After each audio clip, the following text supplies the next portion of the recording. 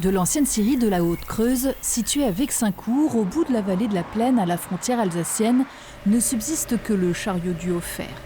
Depuis 32 ans, un tailleur de pierre fine y a installé son atelier, aujourd'hui repris par son neveu et sa femme.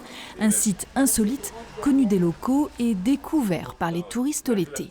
On est tombé dessus il y a quelques années, c'est quoi, 5-6 ans peut-être, en allant au lac Pierre-Percé. C'est devenu aujourd'hui un point de chute pour les cadeaux.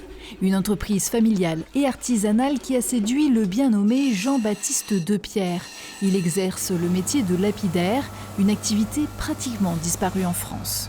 Ça court pas les rues, ça s'est un petit peu développé avec le Covid. C'est vrai que les gens ont découvert qu'ils avaient un peu plus de temps et qu'ils retournaient un petit peu plus au travail manuel.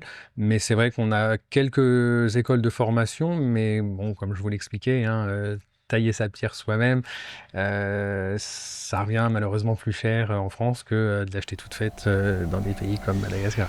Une activité coup de cœur également pour son épouse. Elle rêvait d'ouvrir une boutique d'art créatif et s'occupe aujourd'hui de transformer des pierres taillées en bijoux.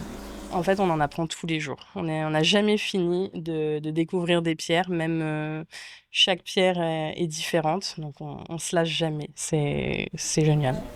La passion du couple pour la minéralogie les pousse à voyager l'hiver. Le pourtour méditerranéen, le Mexique, le Sri Lanka, Dubaï permettent de dénicher des trésors à travailler ensuite dans les Vosges. Du coup, c'est de sélectionner le morceau en essayant d'avoir un maximum de petits rubis dedans.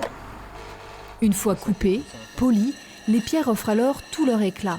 Bien que rares, certaines proviennent du massif vosgien. Là, on a un petit peu de quartz fumé qui vient de Bain-les-Bains. On trouve du quartz également à Bussan, de la fluorine sur le secteur du Val d'Ajol, de la pyrite à Grandfontaine et même de l'agate au Donon. Il y a encore de très très belles choses dans les Vosges. C'est un massif qui a été exploité pendant plusieurs milliers d'années, contrairement à certains pays en voie d'émergence où il reste encore beaucoup de sites nouveaux à découvrir et à prospecter. Le couple projette d'ailleurs de créer un espace dédié à la minéralogie et les sites d'extraction.